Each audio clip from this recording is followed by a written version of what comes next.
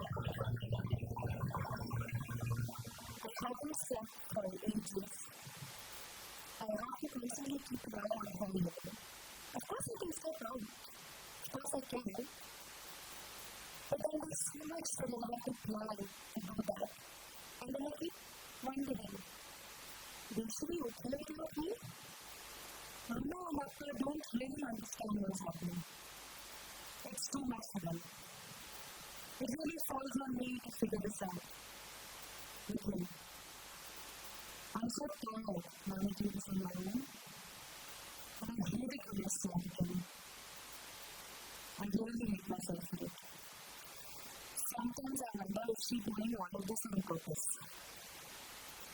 I mean, sometimes she's doing right, so why can't she just be okay all the time?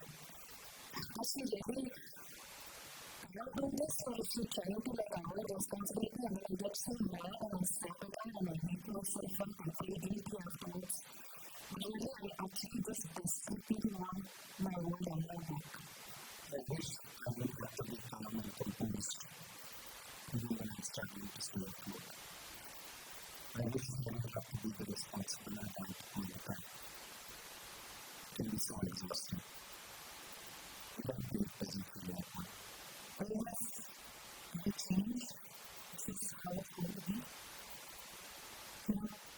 People know what dreams and when I have dreams I want to do.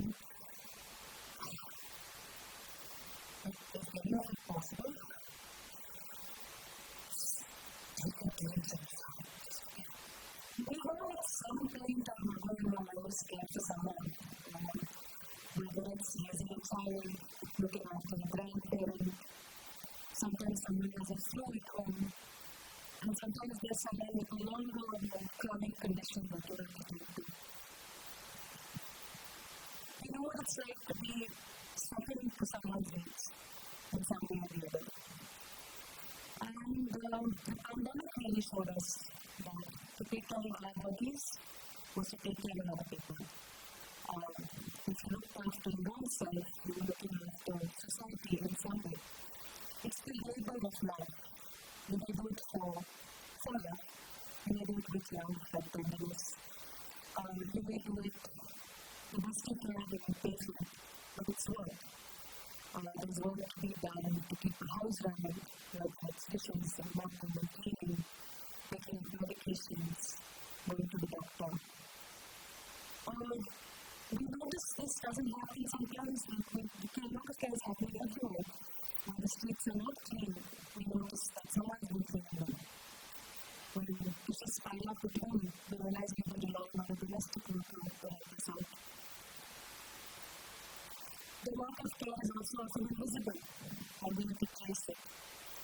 And it's important that we bring attention to that. What we can do in the world, going out and being you, like here today, depends on someone else making sure things are okay. So, we are cared for, and we care for others. So, today we are going to spotlight carers and caregiving as something the system fully and wholly depends on. But we are going to focus specifically on caregiving of somebody who has a mental health condition or neurodevelopmental disability. However, we'd like to start this by acknowledging that all of us at some point in some way have been carers. Yeah? And I think that we're doing this because we feel that it will be helpful for everyone if you enter this from that role. Yeah? So very simply, if you have at any point in your life been in that, not primary care, because I think sometimes it's not one person, right? It is that first circle of care. If you have been in that first circle of care for somebody who had a mental health condition or a neurodevelopmental disability, it doesn't matter what it is, or a neurological condition, go ahead and just place a hand on your heart. It's quite a few people here. Your hands there.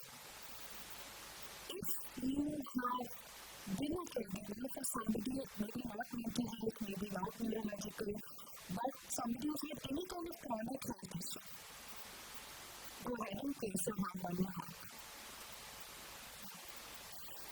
If you've been a caregiver for somebody with any kind of durational illness, like cancer, for example, it's lasted for some time, go ahead and place your hand on your heart.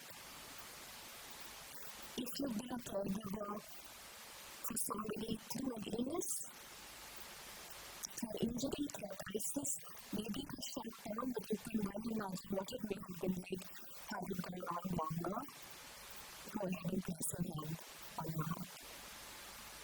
If you are anybody who has ever been anybody's emergency contact at any point, you know that there is a possibility that somebody might call you at some moment. Go ahead and place your hand on your heart.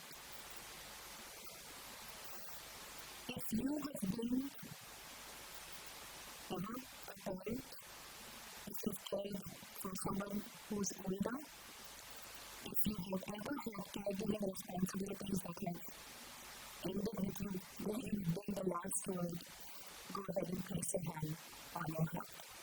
If you've not been a caregiver yourself, but you've seen a family or a member or a close friend, a close proximity being a caregiver to anyone, where they took major decisions, go ahead and place your hand on your heart. Okay. So by this time, I think all of us are having a lot of hearts. So all of us have experienced some experience of caregiving from which we can enter this conversation. And that's all we are inviting you to do. Enter from that role. The one thing that we would like to say is because we are spotlighting this particular role and the needs, we're going to talk about things that are not there. And in that process, some things might come up for you initially.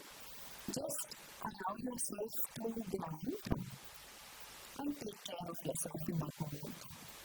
The other thing that we want to acknowledge is that we are highlighting this role of caregiver, which is only one role we play in our lives. We want to play many other roles. So let's also just acknowledge that there are many other roles that we play. And the third thing is that we are highlighting this role. We're not actually talking about the relationship with the person that we are caring for, which actually could comprise many, many other things. Right? So I have been a caregiver for my father, for example, but I have also been used to his daughter and I'm also now doing for advice. And there's that relationship can be deeply enriching, even if this role sometimes can be similar. So we'd like to acknowledge that and just say, here's the role that we invite you to enter this conversation from. So next hour or so, we pay attention to the caregiver and ask, what does the caregiver need? My name is Maitri. I am a drama therapist and a counseling psychologist. As a caregiver, my experiences probably most deeply connect to caregiving for my father. He had an autoimmune condition which left him paraplegic. I have also cared for my mother who has mental health challenges. And also my husband has health conditions which are chronic, but thankfully there aren't flare-ups that happen regularly here that I will anticipate in the future things will be different. But I also receive a huge amount of support from my mother and from my husband and from family, and I know that I have access to considerable resources, which makes it, in some ways, something much more possible for me than many other people in there. I'm Caregiver. I'm a queer woman and a young boy. I've been a primary caregiver for a beloved person with schizophrenia for a long time. Most of my adult life has been a response to quite severe domestic violence, which made this mental illness in my birth family member quite bad. Tended to the needs of the illness itself all the time. With what agency I've been able to power from this role, which has been quite a difficult role, is that I am a writer, I'm an editor, I read a lot of books, I work at the bookstore that's like Mannotsava, please go. I dance the tango, I like to sketch, and I like Godzilla films. I'm not a primary caregiver, but I do take care of their brother who is suffering with bipolar disorder. Various different things. A couple of days back, I was setting up events around this conference, what I'm speaking about, and my participant advisor said, oh, so you're sharing our stories. And I know now that coming from a family where I was black, I've acknowledged mental illness, and I've spoken about the behavior of care that goes along with it. And I feel I'm here to share all those untold stories. And a lot of these experiences psychologist, an expressive arts therapist, and I'm a caregiver. When I think about the role of caregiving, I realize that we've been recruited into this role quite early on. I watched my grandmother care for my grandfather and extended family. I watched my mother care for my grandparents on both sides, and also my father, who's alcoholic, and now has dementia. So, by extension, me and my siblings have done a lot of it because that's what we do as a family.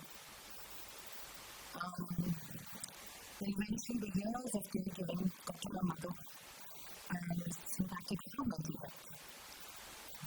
That's when it hit me. Suddenly I found myself in the place where she was. I am now the caregiver for both my parents. And I realized how much it takes.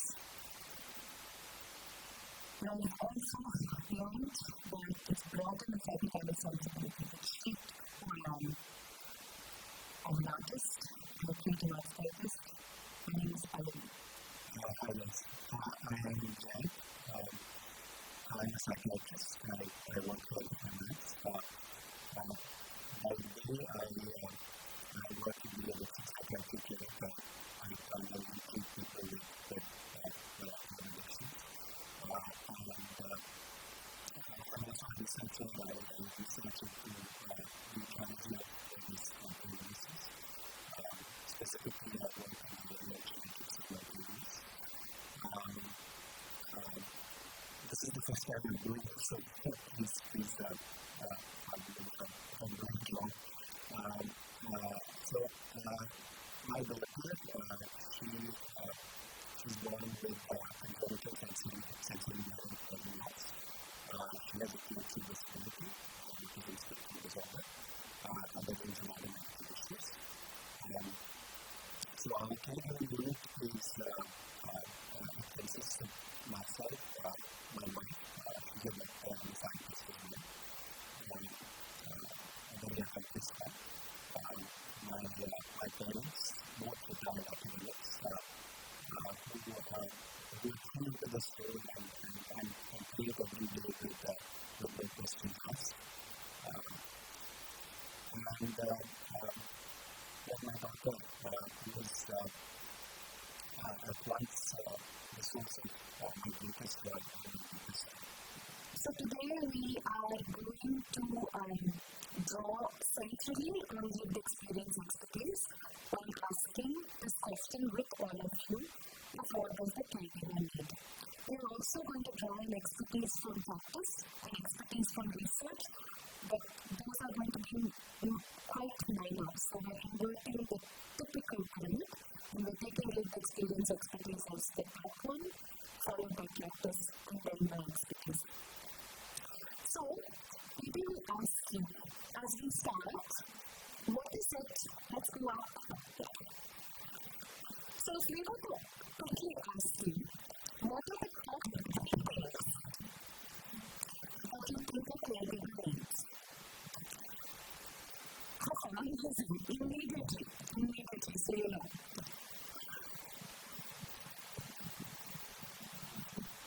As a caregiver of my son, who's a autism spectrum disorder, and is now 18 years old, so I have lived a long enough journey.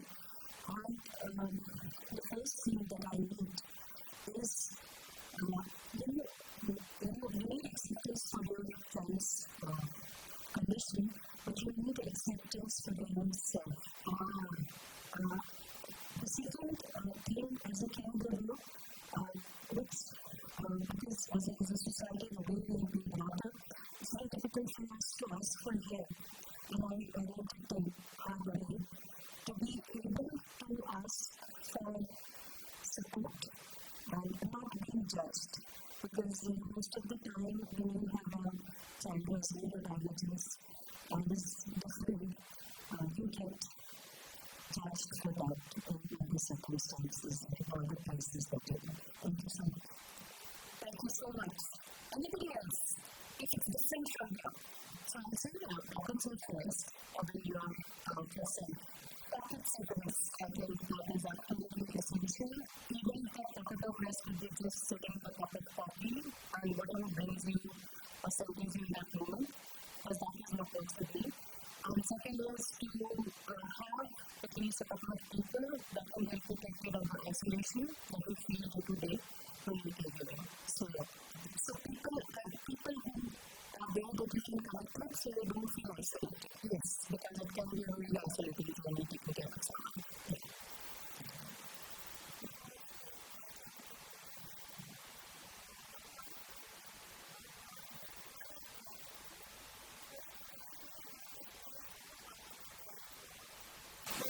The support system or the ecosystem, what you are doing at that time, that is not the usual way, a little happier way, you wouldn't have it this way. So every now and then just, it doesn't have to be explicit, but just to imply understanding that you're doing something else as well. Yeah. Thank you for that acknowledgement. Anybody else? What does the caregiver need? Yeah, so I think from my personal experience, the thing that helped me the most was just basic psycho education, because I was dealing with a lot of confusion with respect to the symptoms itself, and being the child of that person made it like 1,000 times more confusing for me, because I didn't have a good memory to draw upon to see that this person was like this and is like this, and then the past and the future all sort of combine, and it just becomes this really confusing soup, and you can't make out what is real and what is unreal, even though you know I'm not the one who said something. So, yeah, just somebody to kind of map the symptoms and say that, okay, what you're thinking is considered real. What you're thinking is considered amateur to the language. Right. So map the symptoms, information about the illness, and be able to help you ease apart. Yes. What is hearing, not hearing. Yes. I'm saying this not to diminish any of this, but it becomes a really large part of the struggle as a caregiver, and that's money. Yes. Because the how to get the support, unfortunately, involves finances and the stress of that on the caregiver and pocket everything else. Just feels very, it feels like a black hole. 100%. So finances, because a lot of things are available, but they're all something you have to pay for. What does the caregiver do? Usually, most of the families we serve, when they're taking the care of someone, automatically tell the coach is there, so experience a lot of the stress, a lot of the mental issues, and it is not like a company after work, and they're doing absolutely wrong. So I think it is a very important thing, putting the board aside from just putting themselves as well as the family members, and what is their own contact, as well as taking care of themselves is a very important thing. Yeah. So there is a lot of distress that caregivers have, and one mental health is important, and so taking care of that is really important. Anybody else? What is the care? So, I don't know how exactly to work this, but my father had terminal cancer, and my mother was the family caregiver, and she's the only person. We were very young at that time. So, what man you have, besides finance, I think is like the patient in the hospital, like he was admitted in a cancer hospital, so they were getting food, and but they were the only person going around trying to get food, but also medication, and also expect food for him, and also like putting on the baby from herself, like she has to do that. But what I would see and what reminds me is that she would oftentimes eat the same food from that plate, and in the hospital canteen is looking, there weren't many facilities for the caregiver, like dining also and food also. Like the quality of food that is being served, because for the patients, it's not something that she should have eaten. So the medical system itself, and the intent of it provide services for the caregiver, which is acknowledging the caregiver is also there, and there has to be stay, even a place where they can eat. Yeah, and also it's a capability, it's a personal behavior. So where my mother would be sleeping, this is a small, tiny bed, and I was in boarding school, and I would go there to visit. And there was no space for me to also sleep with my mom. It was just a very small, almost like a bench, right? And I have to sleep there. So these kind of things, I think it's the institution, the designing of it. Thank you for that. Support without judgment is yes, required.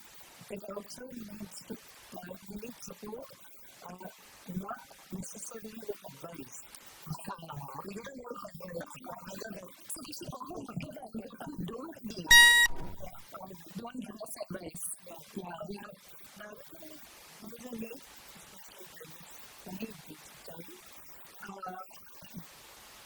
to be able to think through for the future. Most parents, it is one factors. So, that is a question that's back of the mind. We don't have a little to think about it now. We don't know how to discuss it here. But it's there. And if you have some help with that, that would be really helpful. The patient of bipolar disorder, and what does a caregiver need this sense of achievement? I'm proud to say my wife is a professor in one of the leading colleges in Bangalore, and she was making a silent about this reality, and we regularly come for a counseling with my family, and there is always a way of hope at the end of the tunnel. So I would like to encourage all of you, my pleasure to be all of you, because no person's pain is greater, and no person's pain is less. All of us are traveling in the same boat. Let us gain strength, because there is a sense of achievement, I feel, because a sense of accomplishment, because I don't have to as vice president, and I will be again with patients, and probably it is a effort, and what I like is among the society, awareness is not there, because not everybody is aware of mental health issue. It is true. It is not, it's okay to be not perfect. It's a new normal. So please, again, I come to the same point that one of our exercise acceptance. We will accept ourselves. We will act great.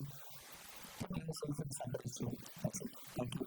Thank you so much. There's something that you're taking from the learning is this acceptance. One is a sense of achievement. So to find the big step.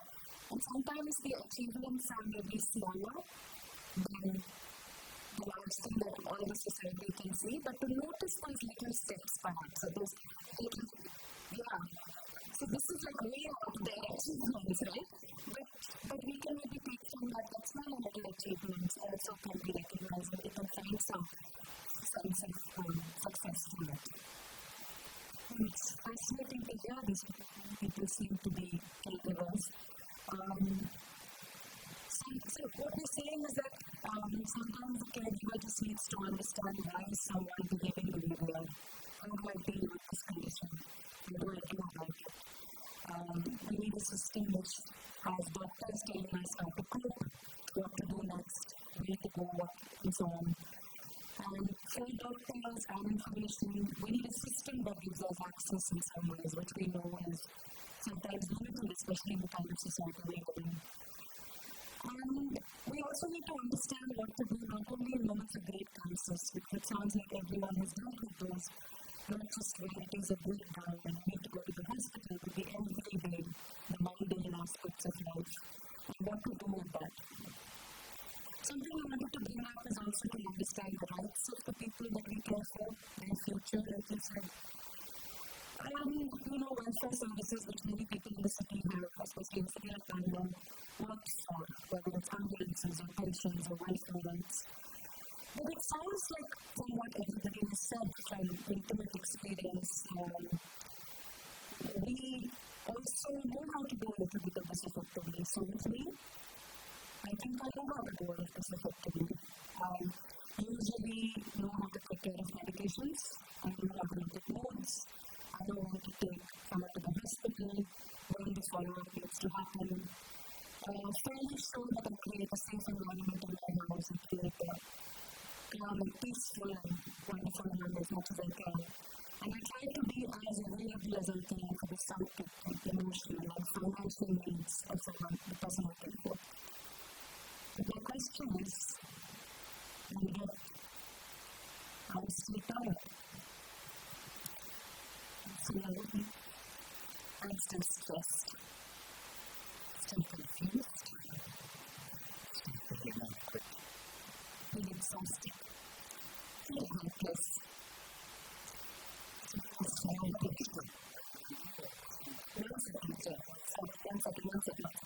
I feel inadequate. Sometimes I feel frustrated. And then I also feel angry. I can feel it in my time still.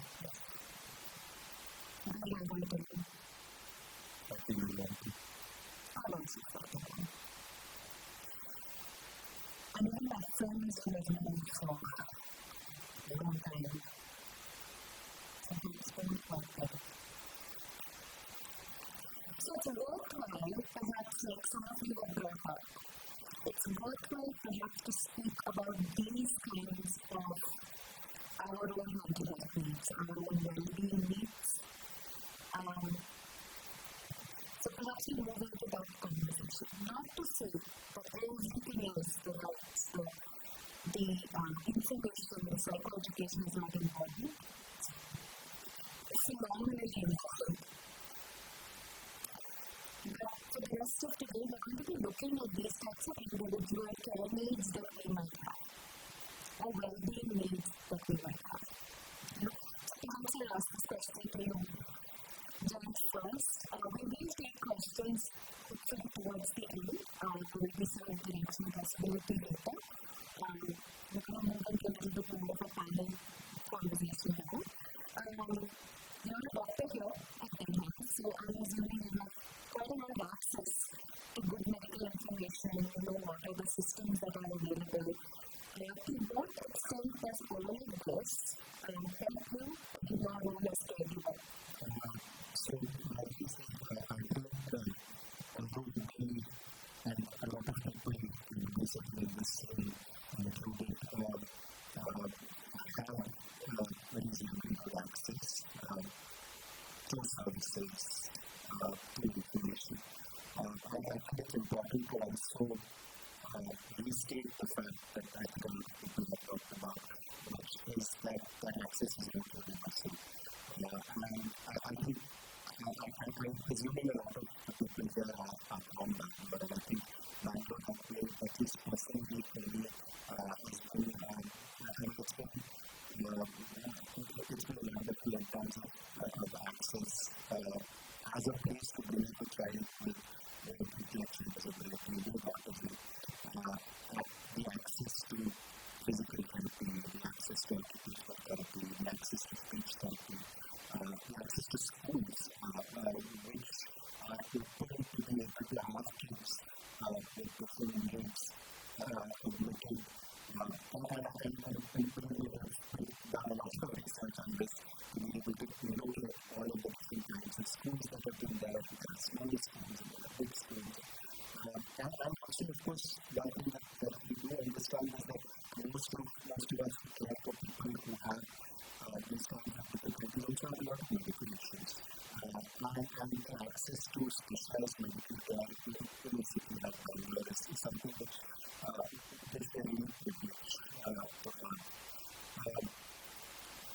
I think the one thing that's missing or that's lacking is that often it is still down to us as caregivers to be the one who actually pulls all the threads together, who pulls the pieces together.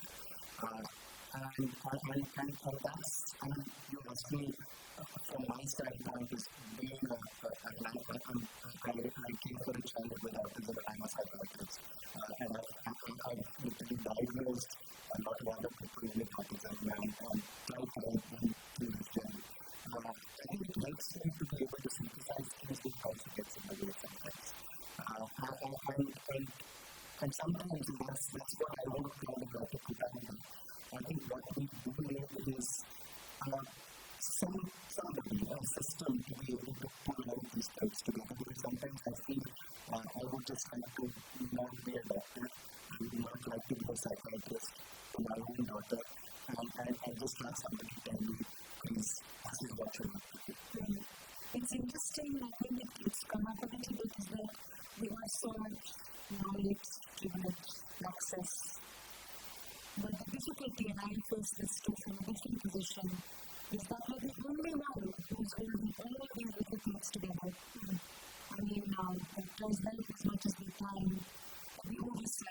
every day, the linking of the medication to the finances, your own time, your own self, putting, like you said, synthesizing, bringing all these pieces together to be efficient, effective caregivers, which is what we want to do, try to do it. That becomes a problem, it becomes something that we have to hold somehow, a place of exhaustion. And I think one of the things that's important is that for the system to work, whatever systems there are, we also need to do that work of care.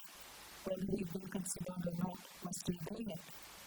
So it's a kind of long journey in that sense.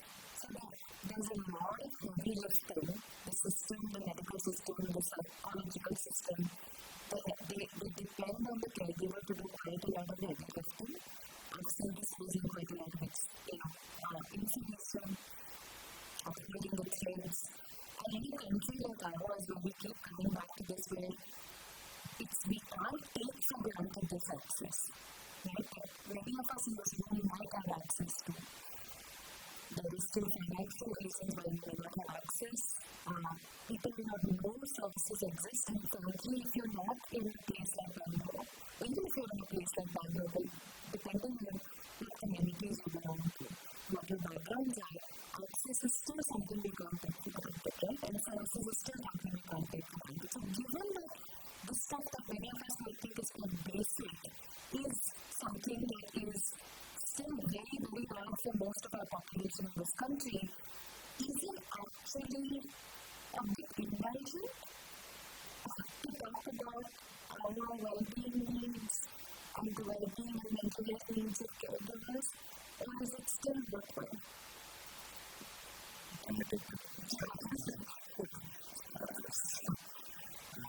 I want to connect on two angles related to this. One thing is, here I've read my psychiatrist have this, because in terms of the research, and I think there is a high level of research both internationally and from the country, including from the world, which talks about the primacy of mental health and well-being of carers and caregivers, and how that contributes significantly to the well-being of the person being taken care of. And I do believe that that's in doubt. I don't think that's something that we should question in any way.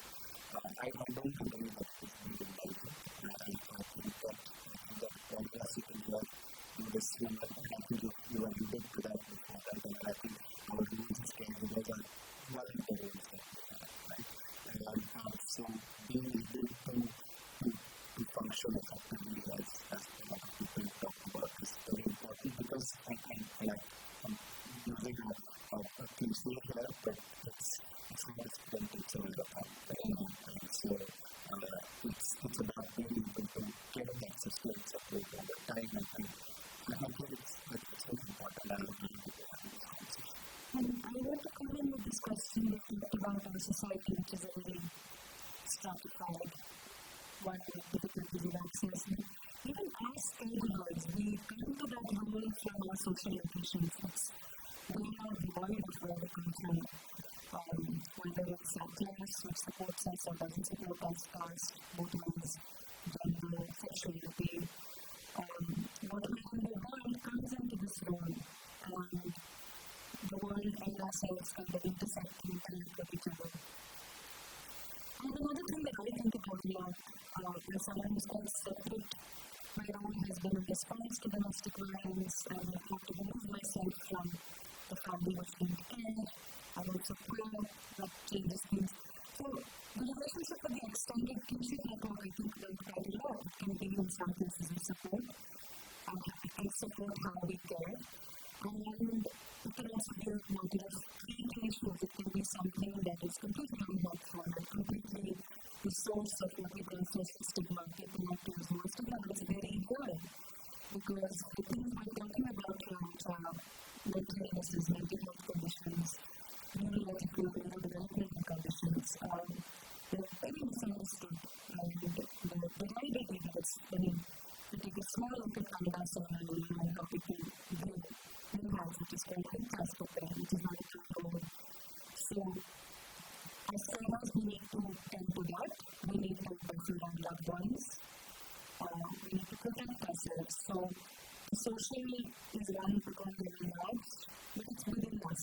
And that's something I've spent a lot of time thinking about, that intersection between the caregiver and the social identity, and how this role extends outwards, ripples outwards into society, and determines the health of the person with mental illness. And yeah, that's what I wanted to say. And just a small thing that we all play different kinds of caregiving roles. So, a parent caring for a child, one type of thing, a child caring for the parent, which is a different equation for a partner, for a sibling. It's not even a monolith, so it's so informed by many things. Thank you for saying that, because I think that is what we realized from running so the Foundation for Excellence Health India runs a support group for caregivers. It's a creative arts therapy group for caregivers. It's called Mannotsava, and one of the things that we realized from it is that there is some sort of qualitative difference between a parent caring for a child, a person caring for a sibling. There are considerable overlaps, but there is also something quite different about not caring for your parent. There is something different in the identity and the meaning-making processes around it. So, thank you for that, Kavya. And just to bring attention here to Pallavi and Rohini, who run Mannotsava. Maybe you can tell us a bit about how it came to be. So, as a mental health practitioner, I do have access to information, to doctors, good doctors, and some of them also friends. But when the illness came home, it was difficult. It was difficult to get everyone to understand that it was a mental illness and not a physical one. So it was difficult to move past the stigma that we spoke of earlier. So I really just talked to people. I think that's why it also makes sense and see what's out there. I began talking to my cycle friends, and as I spoke, we realized that this is there in many families, but it's just not talking about it. And as I continued to talk, I started getting bigger, and I realized that it's there in our families too. It's generationally present, but just not talking about it. So as trauma therapist, I thought, okay, what I can do is I can get a team together and then we can create a group and families can start to feel about it. But the more I spoke to people, I realized that the need of the hour is to work with caregivers and have a space where caregivers can come and work through some of the things that might be present for them. So that's how Mannotsava started. Mannotsava in Tamil means heart, and Telugu and Kannada translates to mind, and Mathu in Kannada translates to conversation, so hence Mannotsava. And Mannotsava is a close support group for people who are caregivers of people with mental health conditions, but also of caregivers, also for caregivers of people with neurodevelopmental conditions. And we kept the definition of caregivers broad and purposeful to include these caregivers. One important aspect of Mannotsava is its use of arts, and how creative arts is what we use in these groups to just unpack these different types of caregiving. We know that how arts can create such a safe distance for us and to engage with our experiences with safe distance, and also allows for an expression of sometimes certain things you might not have enough words for. And centering experiences that really helped participants to step in the talk as knowledge. And just like stepping from the medical language of psychotherapy and psychology, we are informed by that the experience is important, what we call as their experience knowledge.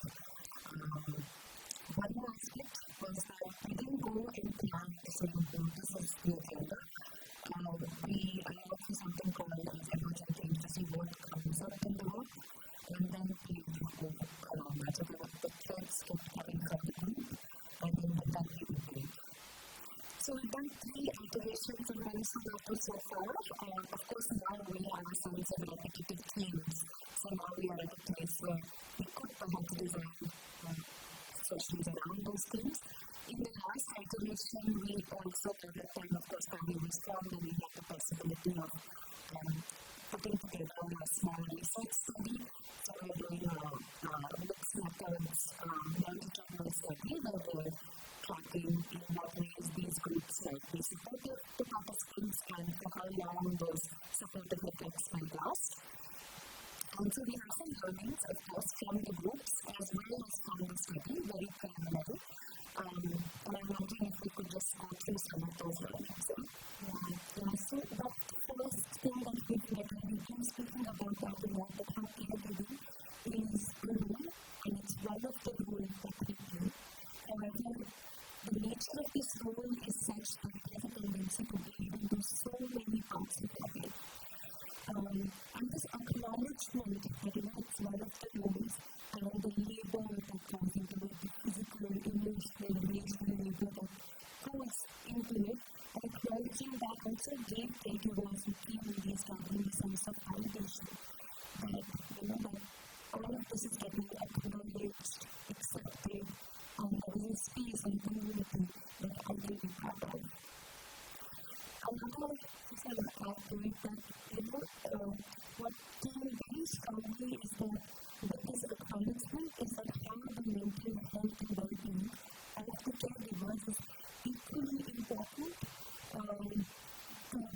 equally important of the person that they're taking care of. So it's equally important to the person that they're taking care of. I remember this one of the participants who joined our groups, and now have started taking this time off for herself every weekend. She goes out, takes some time, read a book, go for a coffee, or join a property class. And now itself, this acknowledgement is happening in order to try to take care of herself too in this process. It's interesting actually, this participant talked about how she takes exactly the same duration of time every week as was the time when we scheduled the support group.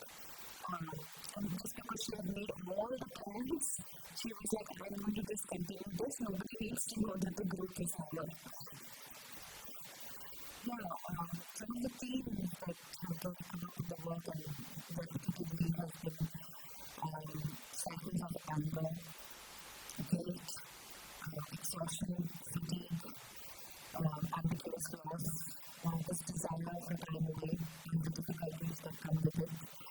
And being able to share this with the group and feel acknowledged, as well as share ideas of how to make this possible for oneself, because that is a huge challenge. There was a young participant who questioned herself whether she belonged to the group because she wasn't sure. For the rest of the participants, the one it was quite obvious that the labor and the time it was confusion. When she brought this up, even before I could stop in, the rest of the participants jumped into reassure her. It was a moment for me to just be like, we can't take care of each other. And sharing those resonances.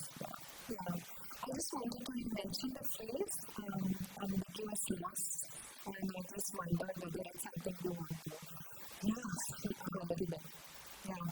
Ambiguous loss is that loss that you feel that's never really acknowledged. For example, you have a relational sort of aspect with the environment. It's a relationship that's built over time. So you have a memory of that relationship. You also have maybe aspirations and ideas of how this relationship will be. But when there's illness, especially mental illness, there is loss. The person is not who they used to be. It is a whole other thing that I have to now start thinking. And that loss is not acknowledged. So hence, ambiguous loss. In the video, I showed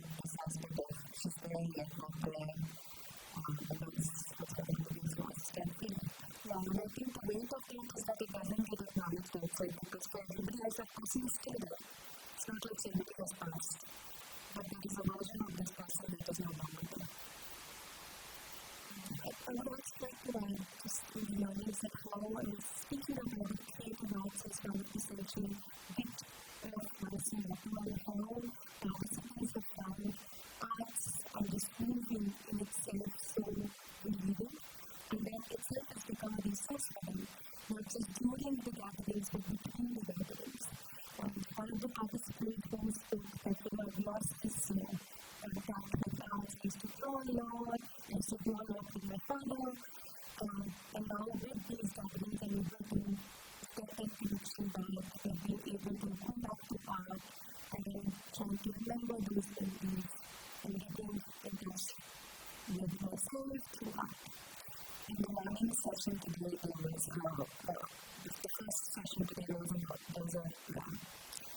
let's get more alluded to the fact that one of the arts in your life gives your brain time to elevate, gives it breathe. And I think this was something that was shown by the participants. Also, that the arts allow for articulation of things that were hard to say. For example, one of the exercises that you did was, I remember what was the image of caregiver for you in this movie. And it is actually a drawing exercise, and there was a lot that people feel comfortable to draw, but they would feel hesitant to say it, to speak, because there's quite a lot of shame. You also don't want to hurt people, because there's a lot of love with them as well. So I also want to sort of highlight this aspect that when we step in as facilitators, also sharing the identity as caregivers ourselves. We do call ourselves insider facilitators where there is a need for psychotherapy care as facilitators. So there is a need for intensive supervision and a lot of check-ins as a team, as a team of taking care. We also use a lot of love ourselves, helps us benefit. And be present to the many processes that might be happening within the group. So we are more aware of what we bring in and be present. And also our therapy is quite active with us. So also be careful of ourselves. That's very important. There is of course limitations. We can only work with one group at a time, and there's only a certain number of participants. So just to be able to make this kind of access wider and this kind of support network. So what are you thinking? One is to keep continuing the needs which I think are discussing young, and maybe look at working with different languages as well. So for example, in English, we do have skills in other languages which we'd like to explore, and maybe collaborate with organizations so that we can keep growing. But we do have something that we built here. This is a resource that we built. And as you can see, it's in the shape of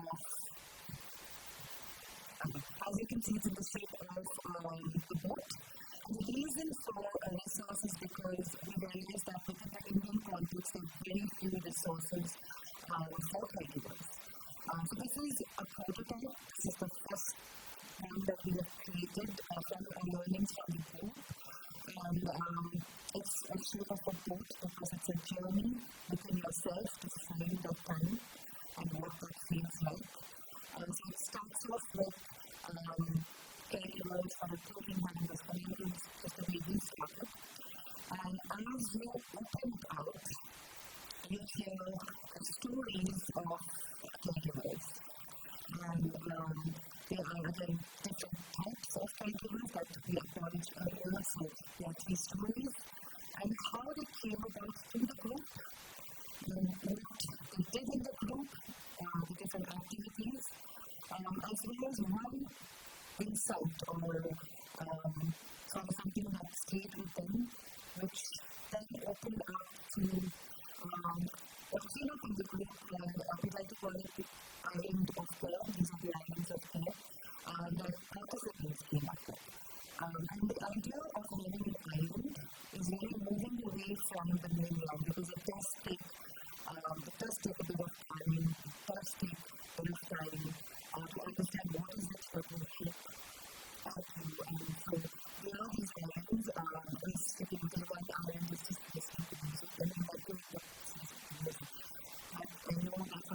participants' music has been very regulating. And I know that going for a mother, it's constant radio playing in my house. I know how much it's helped her regulate herself as she moves through a lot of her own challenges. Sometimes it's just time for yourself, science, this one here. And sometimes it's a group meeting, so just coming to the group has also been inspiring for some. Reading and just getting into that space of different characters and fantasies just also has helped people regulate. So it's a lot that we have learned from participants which has become the earnings there.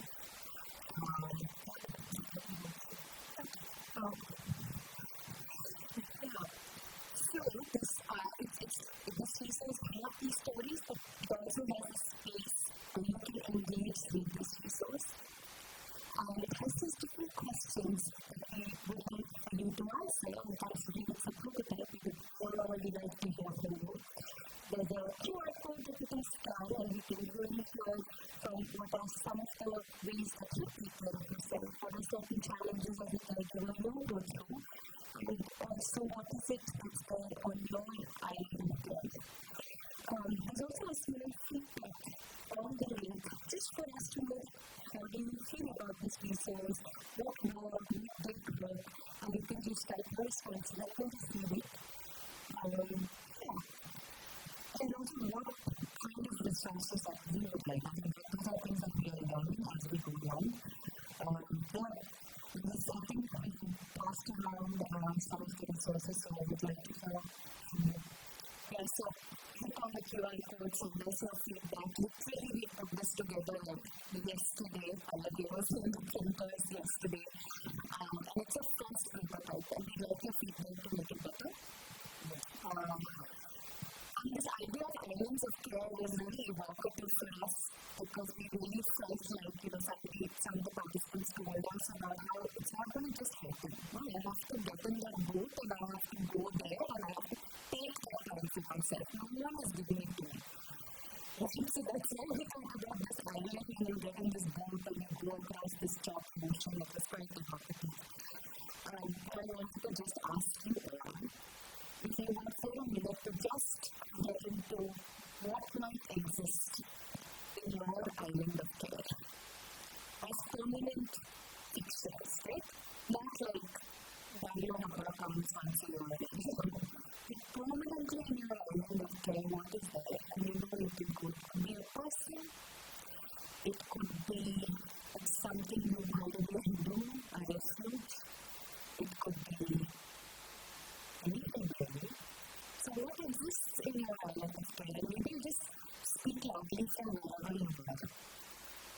What is it? Do you want to start here? No, will I go ahead? Yeah, what exists in your island of care? Since my friends have come, tango, dancing the tango, I have to make a lot of effort to go there, but it has to be there. Playing my guitar by myself. That's a permanent fixture in my resource.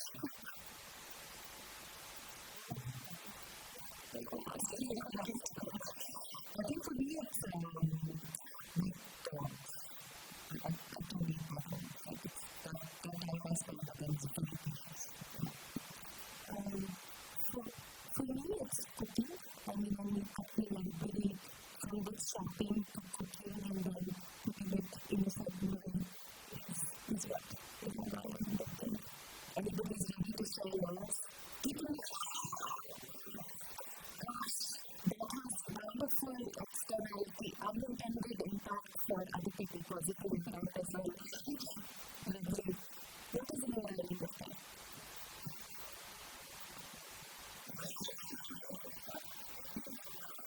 You recognize what is your right saying? The people and the company. Anybody else? What's in your island of care?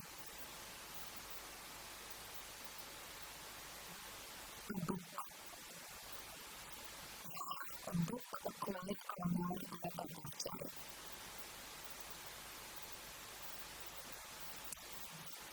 Singing, wonderful. Sewing. Working out. This is why I try my day off for looking at things. I'm just doing it. So bad. Thanks. My morning train. Those outcomes. Nature walks. Yeah, connecting with nature. Being there, just being there.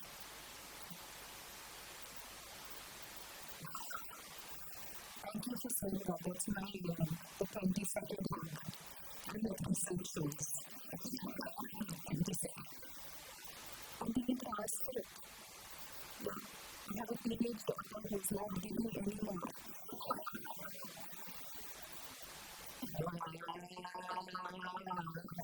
Thank you for that strategy. Yes.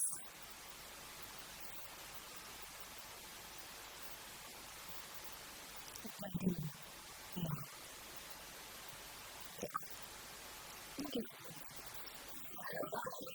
Is you know how you must try?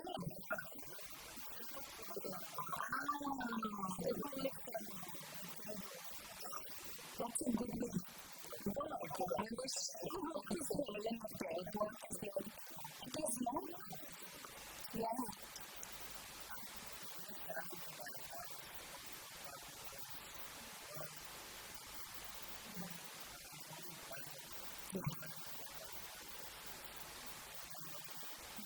Training.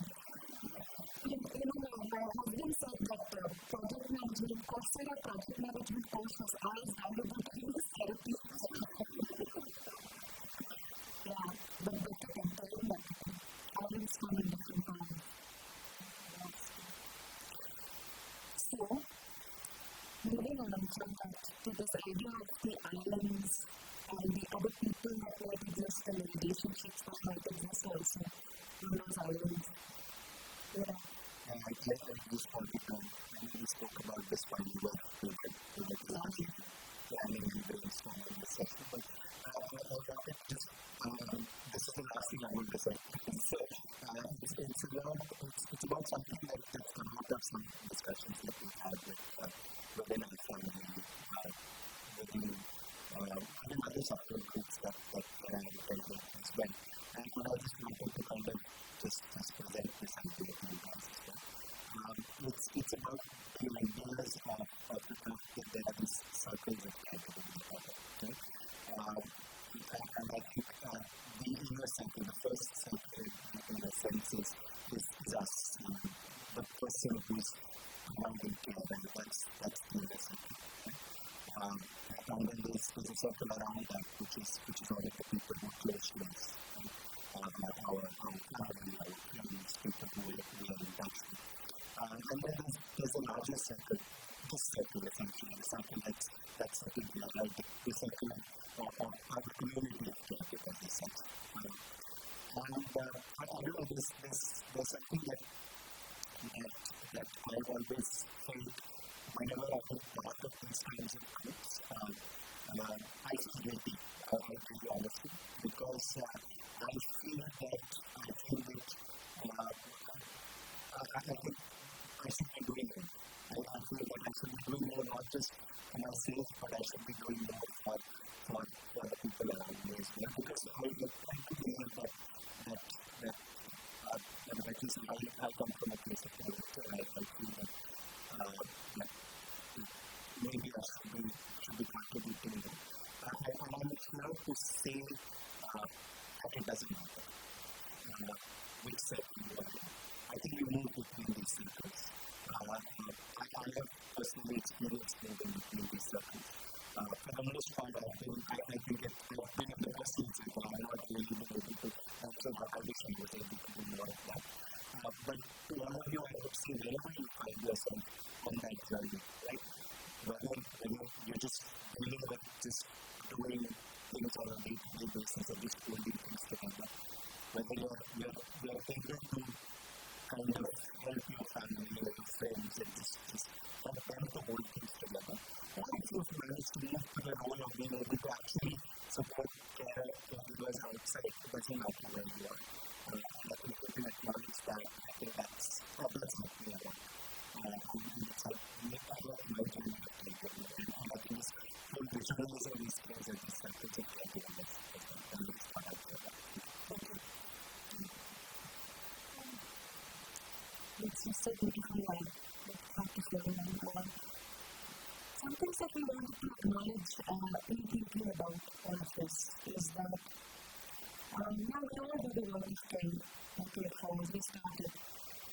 But it's not like a worthless job, it's not a moral position. It's something we are brought into, sometimes knowingly, sometimes we don't know what to do with the time.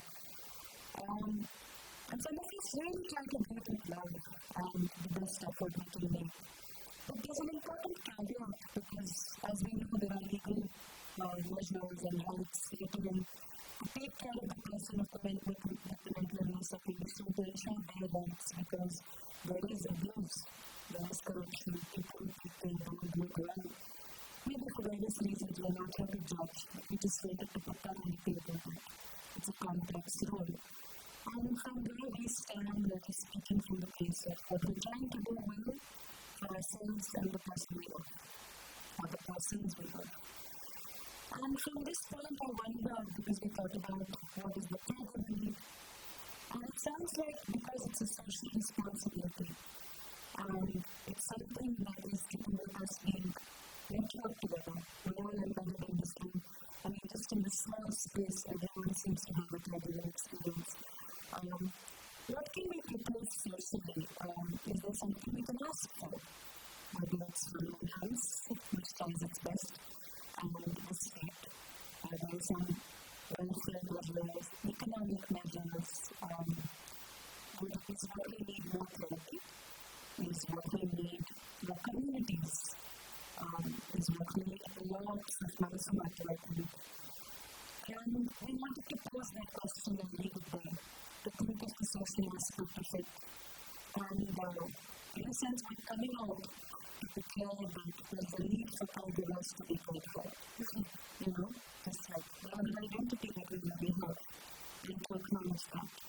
So, I also wanted to say that it's very moving that everyone now seems to get a lot of nodding, which is quite comforting for me, this opinion. So, we're all sort of coming out to say we need something.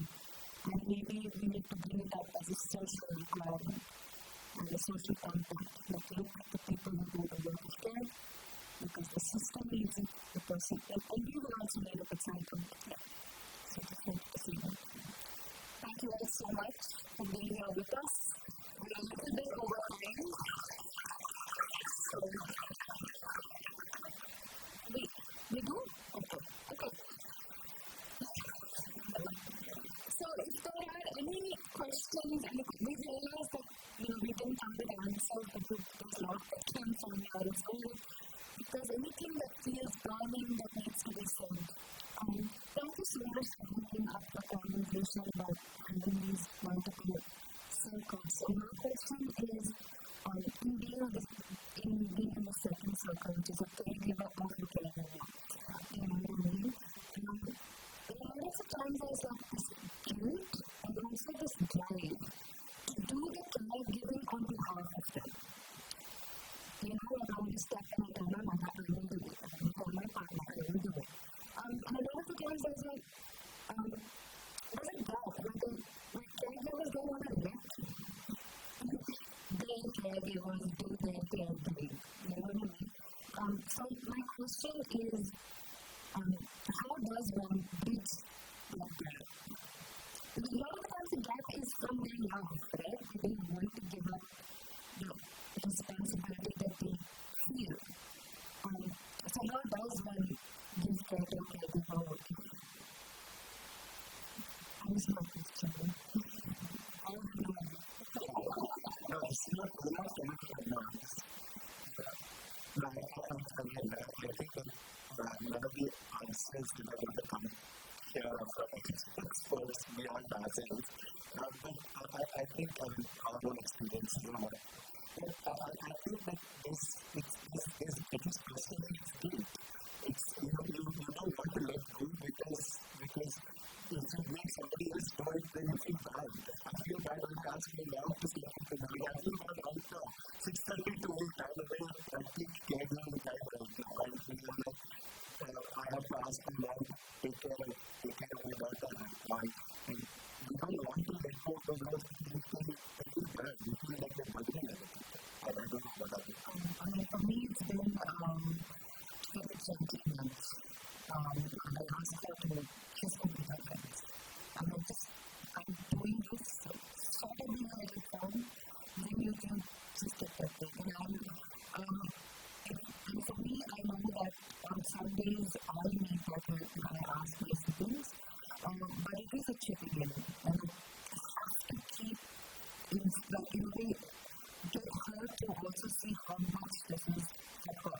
Because there is an idea that this is my thing, I have to do this. And the change that Malika is going to find is what I sense from my experience. So maybe I'm not going to go and try to change that, I think I'm just going to do it today, just going to do it. That's it, very gentle touch. And second thing, nobody ever talked. So I'm speaking from my position, which is that I don't have one of the things I struggle with is that my mother, I don't say mother, my mother is the person who look after, is only my responsibility in the sense that we are not, relying on my family, extended family. And so I think about kinship quite a lot, which is that I actually don't know how to, perhaps if an aunt was there, I would know, because there's this huge social conditioning that we have hierarchies of who should help us socially. And I know there are people who care for me, but are they supposed to do that too? Because as a pure person, I think about your families we care. But it's quite hard to transfer and to take that.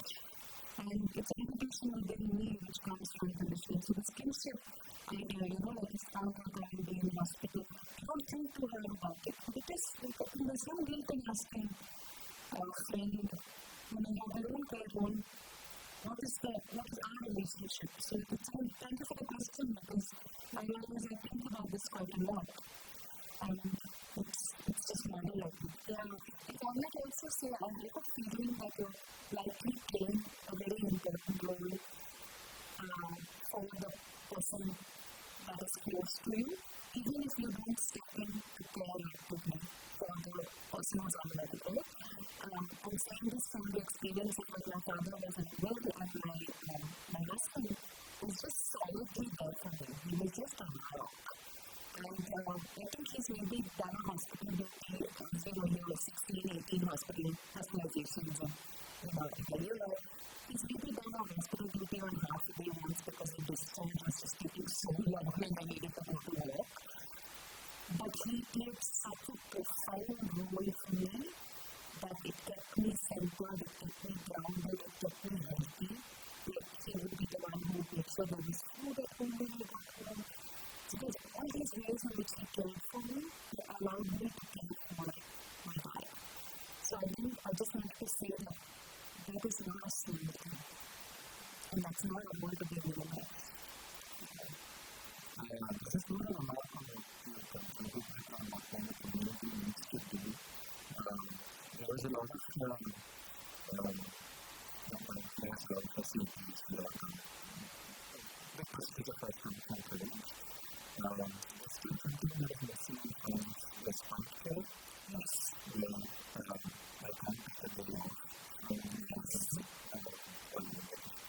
Short vacation. So that's something I think society needs to do.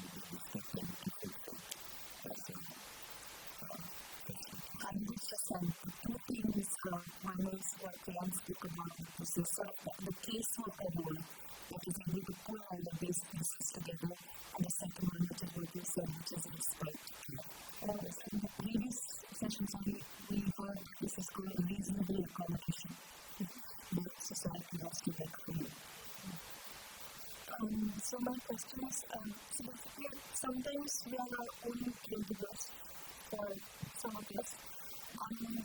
I feel, I don't know if it's a question, but it's something I struggle to reconcile with myself. There have been times where I was alone and I was the only person looking after myself. I'm glad it's behind, it's all done now, but then even when I look back, there were struggles, and sometimes it's a matter of like not being able to seek for help. Sometimes you do seek for help, but it doesn't reach you for whatever reason. So what I'm trying to say is that sometimes we take on the role of caregivers for ourselves. And the burden of that, plus the burden of the actual illness or whatever it is up to you, how do you reconcile that? I started to make me impact, so I don't know if it's out there. And the person who said asking for help, so asking for help, and it gets more than an answer. So it's really, there is the relationality. It's not just some individual, like let's do classes on how to ask for help. It's also I have to ask, it has to get more than acknowledged, and somebody has to respond. That's when it works. If we're really in that position for ourselves, we could just apply ourselves, I guess.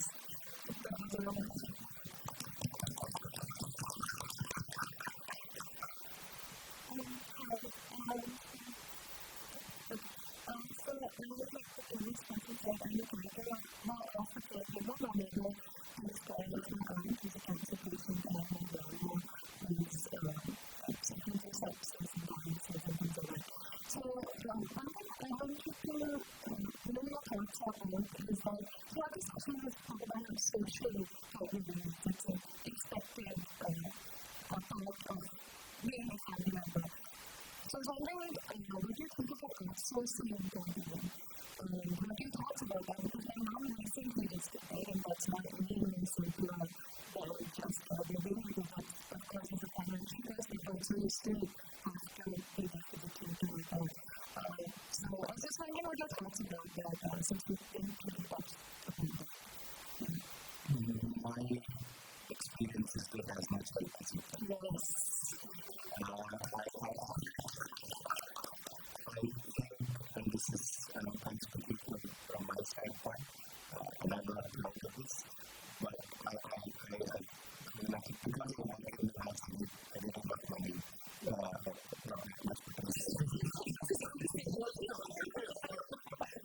It's good enough to be so I have helpers to help us. So please take it, whatever help that you can afford, and if you can afford it, from an informal activities. 100%. Just a small thing that I think about the concern is that it is too complicated, especially when it's really complicated. As a social thing, we should be thinking about how we build that role of people who do that care for services, because it's legal. And it's important to people. I love someone to do it, but that person who's going to do it and going to help you should be resourced to understand. And usually we just pull it out of another kind of scarcity that a lot of women usually do this role from their own scarcity, going back to their own work as well as their own role anymore. So can society support that? It is a really same thing that the best support has to be seen. So that's one thing I can put up with it. Yeah, thank you for that. I love both of you said, like having a caregiver paid for. Does not reduce your role as a caregiver. Yes, it's the issue is according to human beings and according to their needs also. But it is, like you said, as much as it happens. And let me just add on to that. They need support as well. Even the person who is going to take care of the person who you are caring for.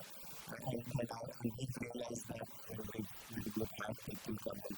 Because it's tough. It's not easy. It's not easy to be with somebody who has constant needs and requires support all the time. Right? But even the person who you pay for, you can't expect them to do it tirelessly, ceaselessly at all times.